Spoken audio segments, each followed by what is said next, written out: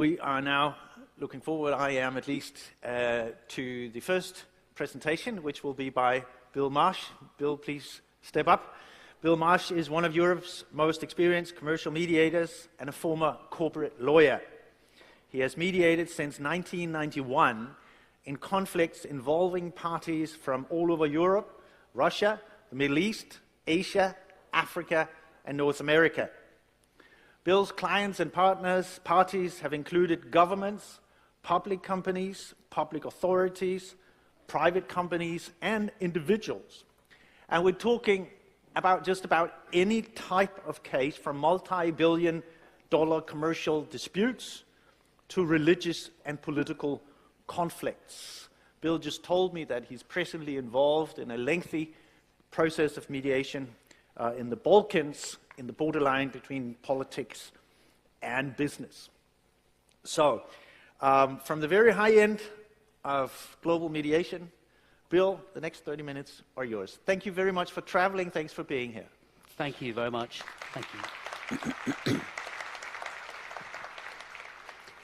Thank you, Martin, very much indeed. It's a huge pleasure and genuinely an honor to be here, so thank you. And thank you, too, to all those who've made, and I'm looking here in particular, made today possible, as well as Martin, because many of you will know just how much work an event like this takes.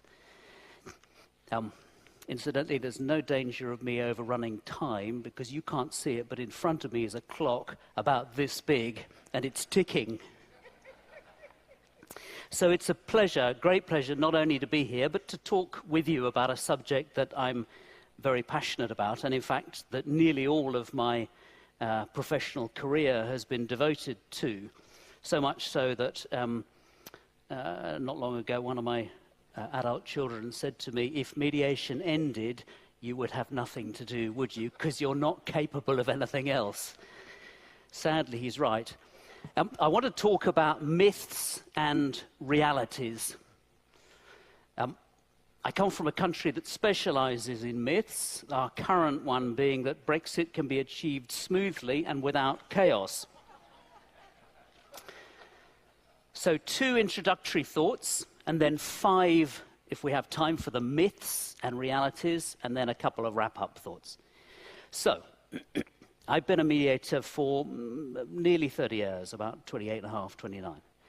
And I've also worked on the introduction of mediation in many different countries. I think about 30 so far. And I've met lots of people, lots and lots of people who say to me, Bill, it's nice to see you, but please understand, mediation doesn't work. We've heard lots about it. We've read about it. We've tried to understand it as best we can, but it's just, it really is not, it's not an effective process. And I always ask them, first thing I say is, well, thank you, that's interesting to hear. So tell me a little bit about your experience of mediation.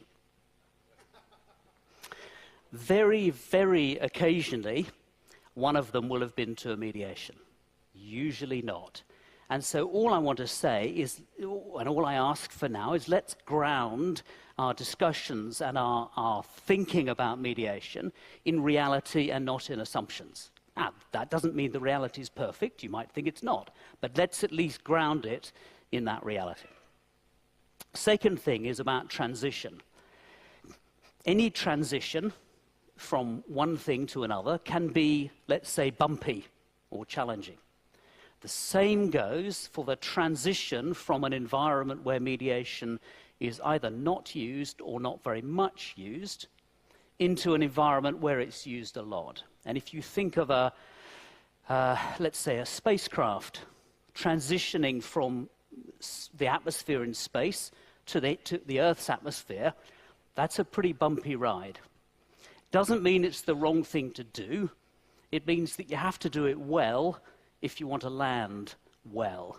And so maybe it's important to acknowledge that a transitional phase is not always the same as a settled phase, either before or afterwards. So that's a couple of preliminary points.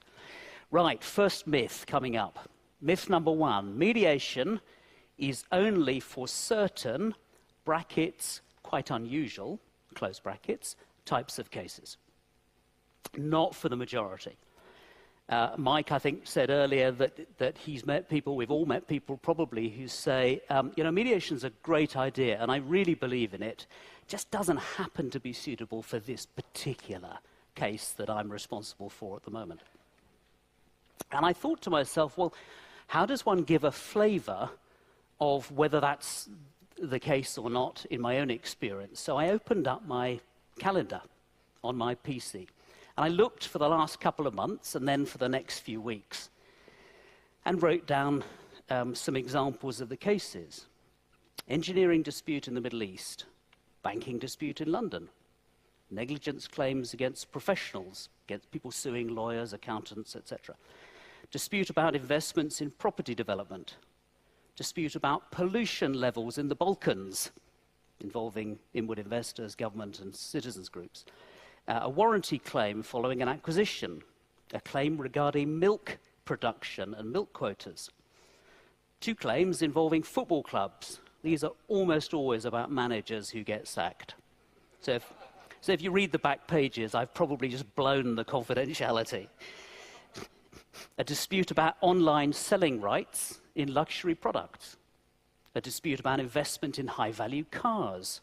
A dispute about ownership rights to an international brand, a dispute about losses in a pension fund, and a sexual and racial harassment at work case. Some of these have been before proceedings were issued, some were in the middle before trial, one was immediately before a Supreme Court hearing, so right the way across the process. Some have been quite simple, some have been highly complex. Some have involved 2 parties, never one. And some have involved, one-party mediation would be so easy. That's my idea of a nice, easy day at the office. And some have involved lots of parties. Some involve legal issues, some involve factual issues, some involve technical, expert issues, some involve what you might call very human issues. Some are extremely emotional occasions, some are very rational, controlled, intellectual occasions. In other words, I'm finding it difficult, just from my own calendar, to substantiate the view that mediation is only for a few quite rare types of cases. Myth number 2, mediation is anti-lawyer. Now, I'm a lawyer myself, at least by training.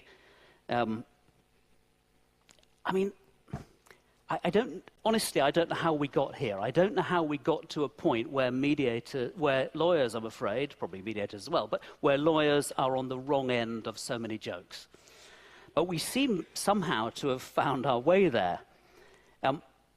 450 or so years ago, William Shakespeare wrote the play Henry VI. And in it, 2 of his characters are discussing how to improve society. And one says to the others, and I quote, "The first thing we do, let's kill all the lawyers." So I don't know, even 450 years ago, Shakespeare found it necessary to make jokes about us. I want to say that my experience as a mediator and of mediation is that lawyers are absolutely central to the process. This is not and has never been anti-lawyer.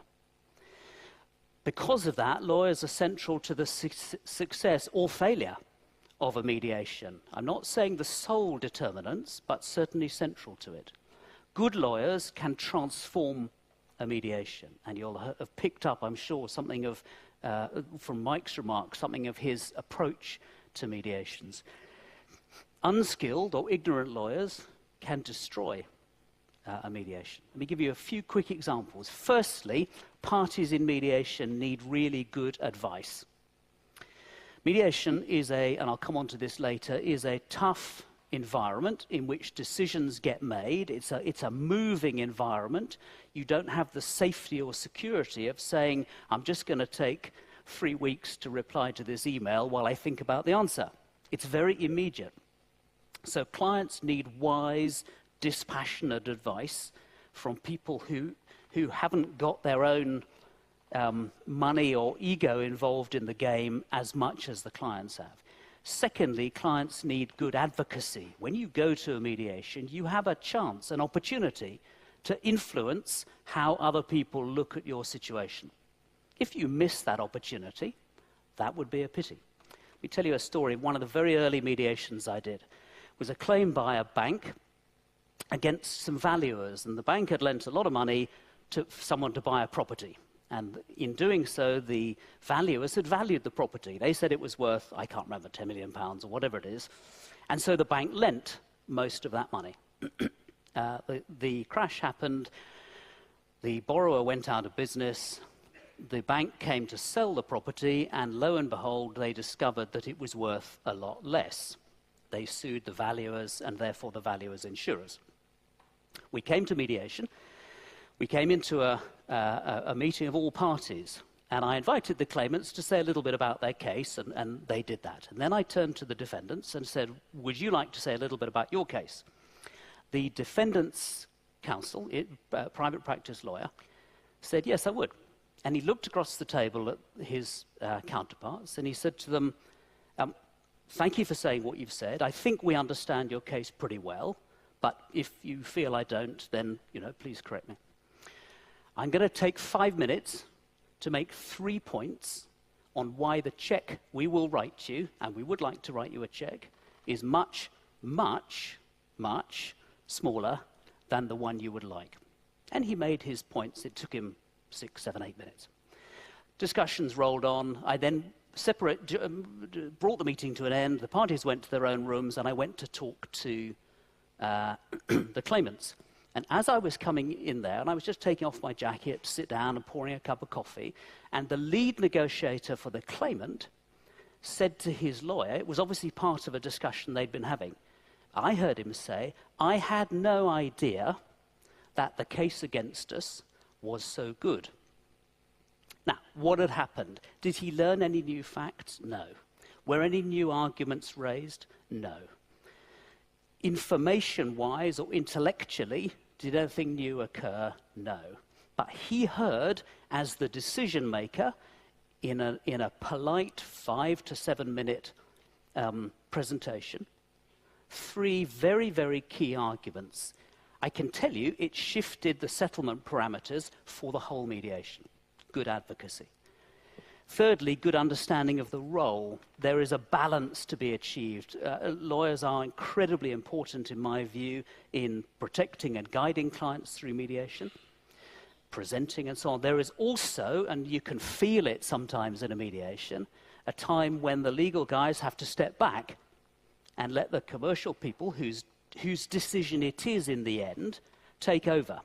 And with good lawyering, you see that happening. You see that dynamic change where in effect, the lawyers are saying, we've done the best we can to set this case up for you, present it, we're here to negotiate with you, but these are your judgment calls. So those are 3 very specific ways in which, again, this is not theory, this is just me looking at my own practice, in which I see lawyers as being central to the effective delivery of mediation. And that's really why it's so sad that mediation has somehow adopted this reputation for being anti-lawyer, because the reality of my world is that it isn't. Myth number 3, mediation is a soft option. It's just talk. The real fight is in court. Again, I have to say to you, my experience is very, very different. And actually, probably, although I've never met him, probably Gavin's experience is very different. There is an immediacy and an accountability about being in a mediation. You don't get to wait 3 weeks to come up with an answer. You do have to, as it were, account for both the arguments you make, the points you run, the judgment calls you make. And this immediacy of sitting either across the table from your counterparts or at the very least down the corridor in a separate room, and in which the mediator will come and see you and say, look, one of the points they raise is this. They don't think you've got an answer. What is the answer? Is there an answer? Because if you can't give me an answer, maybe you can't give the judge an answer either. So there is an immediate accountability to it. I think personally that that's one of the reasons why people sometimes shy away from it. Not because it's soft, but because it requires quite a lot of courage. I'll tell a quick story about this. 17 years ago, I was asked to mediate a dispute. Not my normal type, actually. It was an injury type, a kind of Gavin-type dispute. So it's not my normal type, but it was an honor to me to mediate it. It concerned a lady. She would have been about 30 at the time of the accident, 28 or 30. And she was number 4 or 5 in the world for Latin dancing. And her husband was also number 4 or 5 in the world for Latin. They were a dance pair. And they competed around the world. They were close to world championships, close to world champions, just a little bit off, maybe 4th, 5th place. She went into hospital to have her first baby. She went up to the maternity ward where she was, I think, in bed waiting to be ready to give birth. She had a cardiac arrest on the ward. So the hospital team in the ward called the emergency, what's called the crash team, the people who come for heart attacks. Unbeknown to everybody, a week earlier, there had been some security issues in the hospital. And so the hospital, excuse me, so the hospital changed all the security codes that you punch to get round to the different wards. About 70 or 80 meters from this lady was the crash team, banging on the door, trying to push it down, phoning through to the ward, but they couldn't get through because the ward were phoning through to them, saying, "Where the hell are you?" The husband is there with this lady, and in his presence, she goes down and down and down. By the time they eventually got through to her, her brain had been deprived of oxygen for too long. She now can move one eyelid. That's it. That's all she can do. She may, or nobody really knows how much cognitive function she's got. Anyway, so an appalling tragedy. The hospital, of course, because how could you not, accepted liability. But there was a big fight about what her care needs were. How much is it going to cost to care for this person 24 hours a day for the rest of her life? And how long will she live? That dispute came into mediation. And I say that because you can imagine the accountability and immediacy of the hospital managers and finance directors responsible for any payment. And this turned into the largest single payment in our health service history. The courage it took for them to say, we will come and make ourselves accountable to you and discuss that. And for the husband to say, yes, I recognize there are issues which will go to trial. I might win or lose on those. And by the way, if I lose, I have no idea how I'm going to care for my wife. So all that was brought. Now, wouldn't it have been so much easier to be less accountable, to stay in your offices, to get the lawyers to send emails to each other saying that the other one's going to lose? So my own view is that mediation actually probably requires a bit more courage rather than a bit less courage than the other options.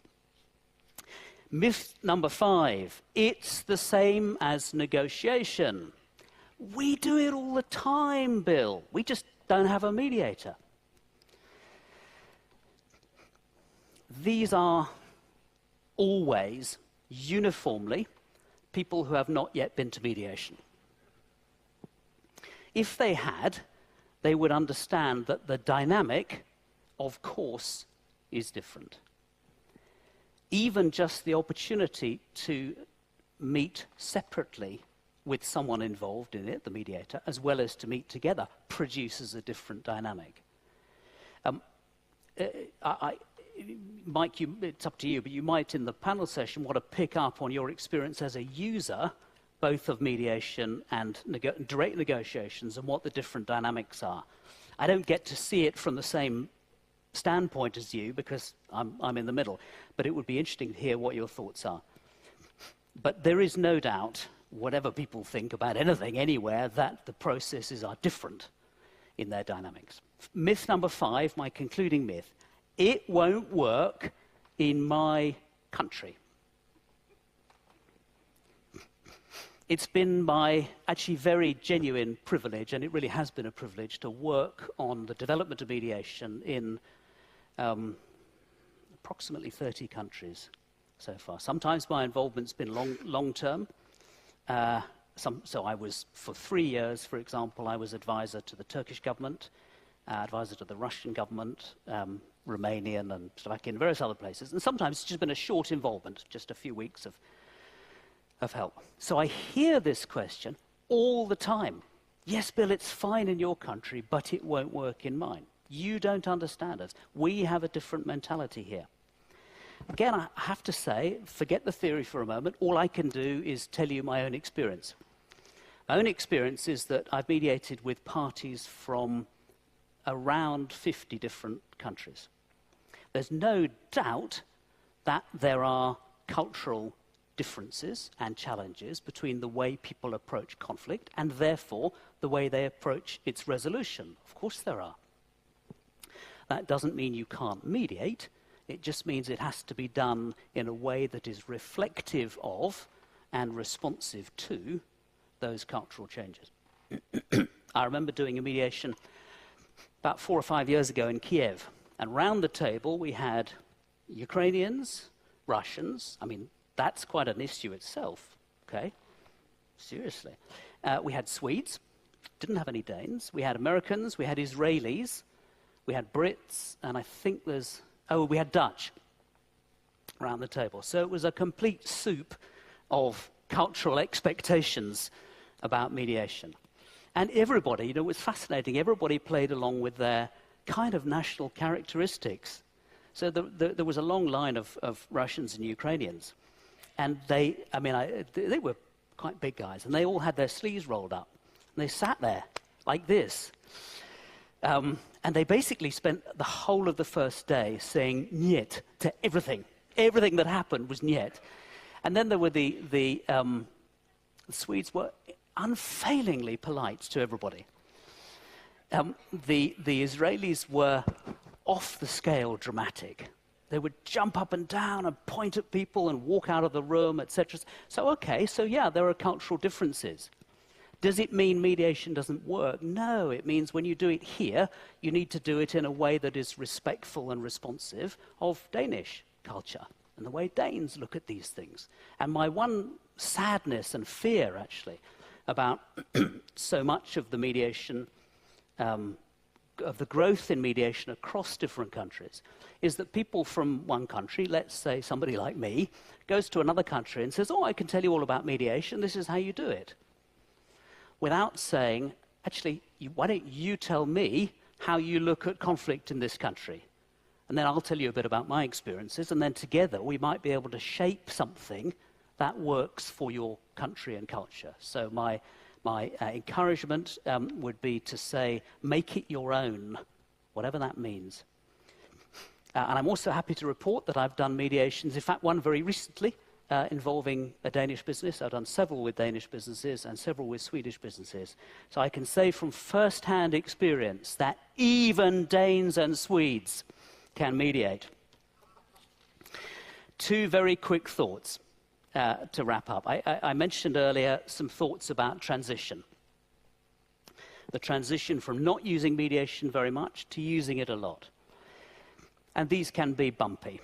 So a few thoughts, I think, that I've picked up along the way about this. Firstly, be strategic. This is unlikely to happen just by accident. And that also includes supporting the institutions who are working unbelievably hard to make these kind of things happen. Secondly, think about demand as well as supply. My life is full of going to countries where they say, there's no mediation happening. We passed a law, we trained some mediators. Why is there no mediation happening?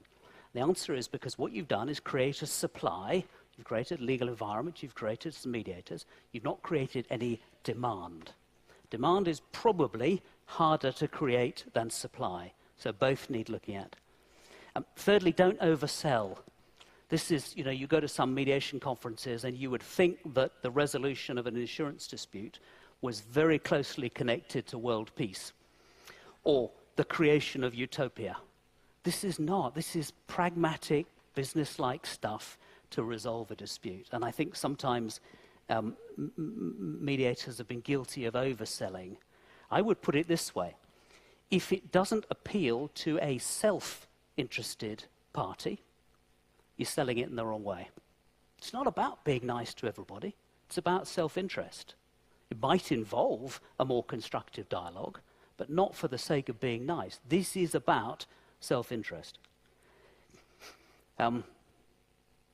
Encourage everyone to base actions on opinions and reality more than theory and assumptions. That's fine. Set high standards for yourself as mediators. I'm so passionate that the mediator community should make itself accountable.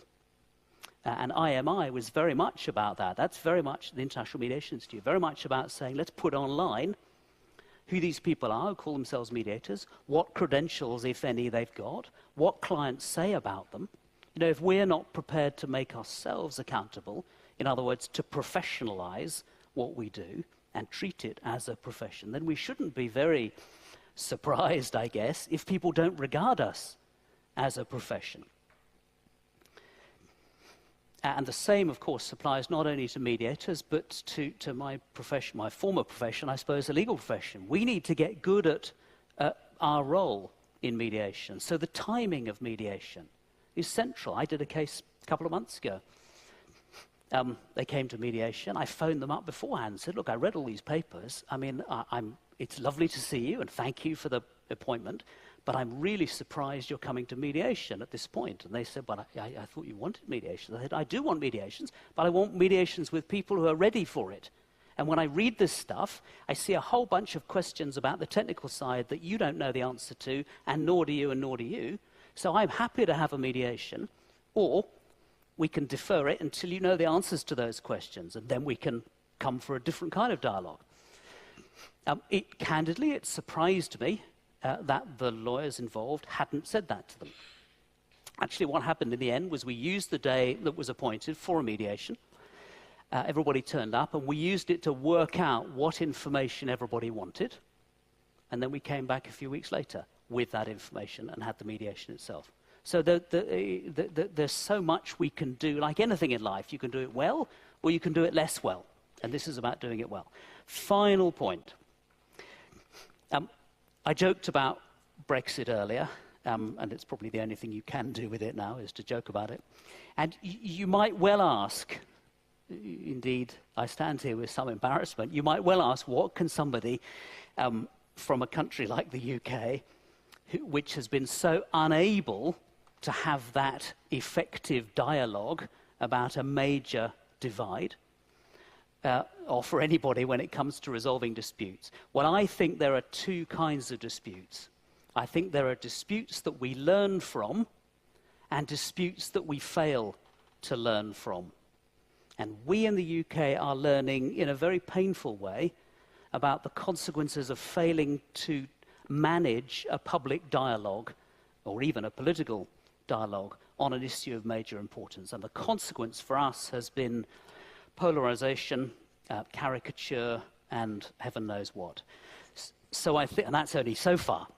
So I think the challenge for the legal and commercial world, of which I'm a passionate member, is this. Are we going to lead by example? In other words, is the way we do things going to say to society, here is a way of doing this stuff on very contentious, very difficult, very complex issues that works? Or are we simply going to follow?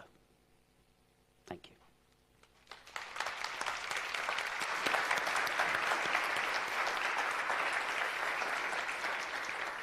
Thank you, Bill. Thank you very much also for bringing home the real potential of mediation in the big picture. I felt like doing one thing before I ask you a question. Could I ask all of those of you who have ever been involved in a mediation process in a commercial setting, raise your right arm. Quite a few. So we're talking to experienced people, at least to some degree. Yep. So you said that it takes a lot of courage, not the least because there is immediate accountability. On the other hand, I've learned something, that mediation does not necessarily mean a result within the 24 hours or 72 hours that has been sort of made available for the process. How should I understand this duality? Yeah. Thank you. I mean, there are two aspects to it, and in a sense, they feel like they're opposing each other.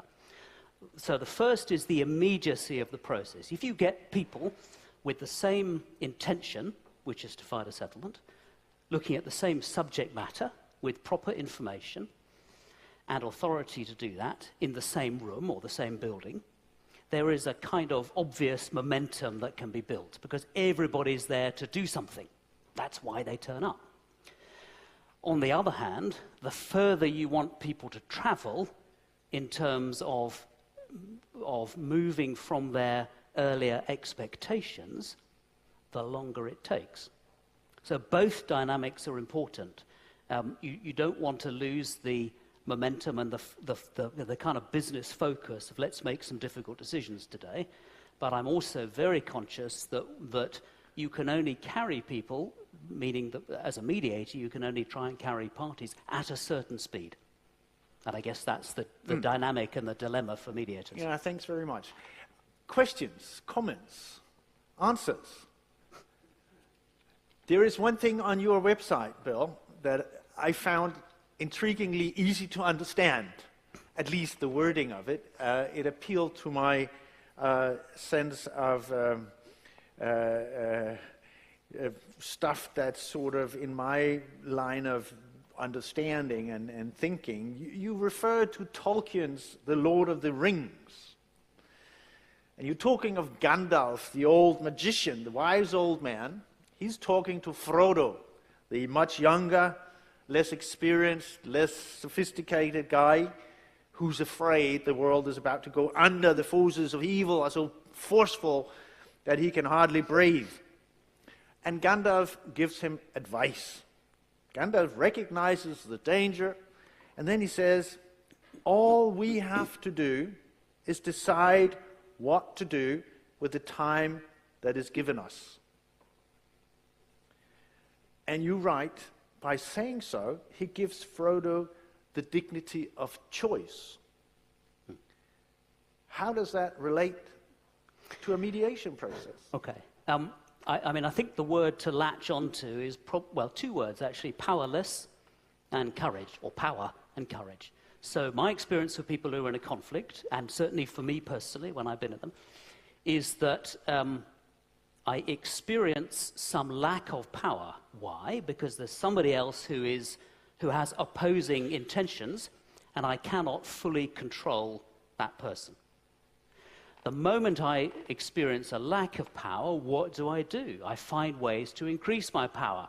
So I go and hire the biggest, baddest law firm and the biggest, baddest experts, and I make my claim even bigger and badder than they thought it was going to be, because I feel powerlessness. If you give people a certain amount of power, even if it's these much smaller choices, so saying to Gavin, should we go for a coffee? Or Gavin saying to you, I mean, that's a choice that someone who feels powerless can exercise.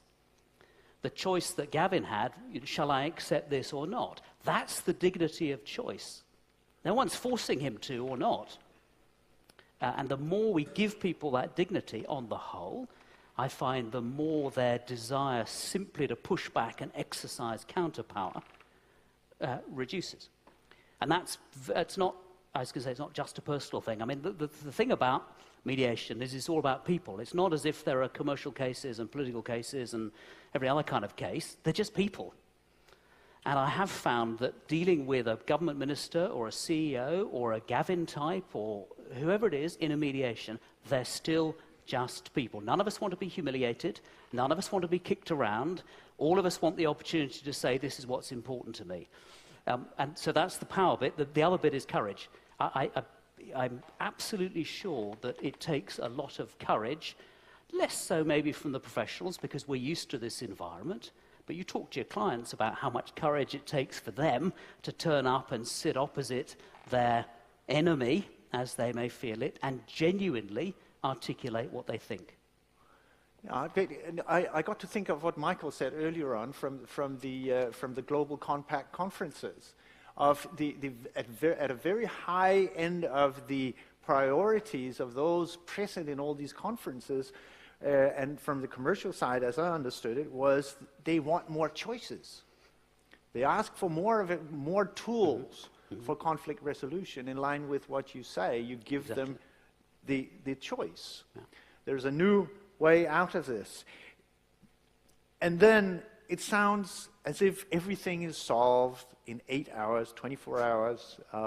So it's a piece of cake, really. But then, I know, of course, we also heard from Barteleben that there is a lot of preparation that goes into it. How do you deal with, I mean, the number of cases you have to deal with in a few weeks sounded like a year's work to me. How do you prepare all this? I sometimes ask myself that question. I mean, I think you have to understand what you're there to do, okay? So if there's, let's say a case has been running for 3 years and the pile of relevant papers is this high for each side.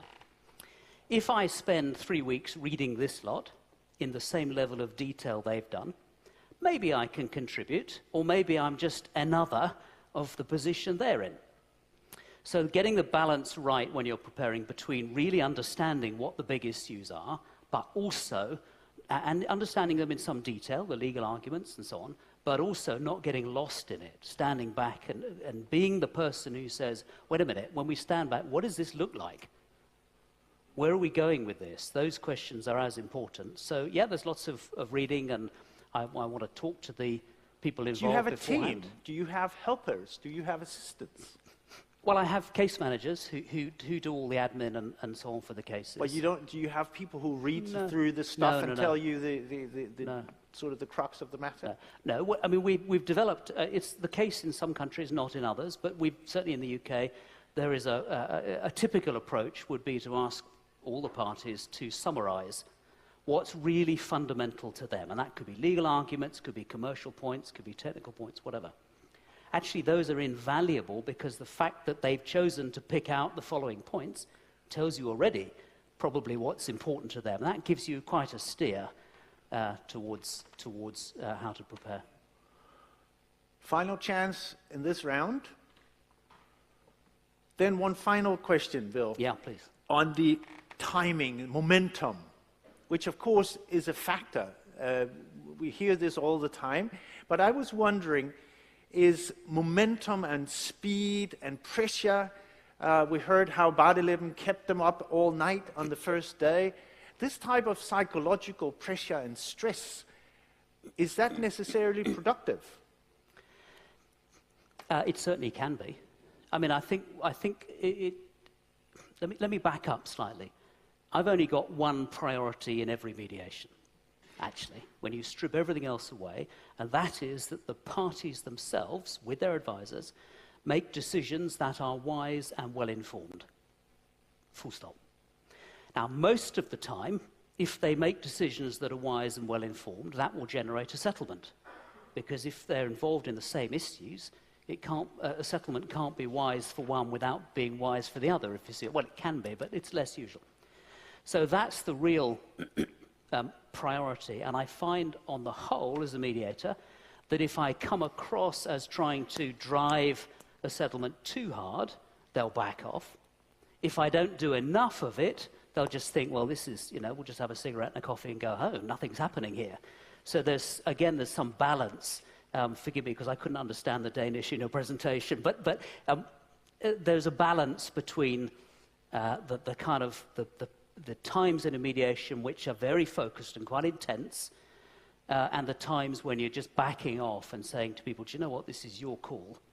I get that it's a difficult decision. I get for Gavin, he's not sure what to do. I understand that. Ultimately, you need to make this call. And it's a very subtle balance. Well, you hope it's a subtle balance between those two. And so is this very subtle balance. Thank you for now. I'll invite you up in a very brief time from now. Thanks very much, Bill Marsh. Thank you so much. Thank you.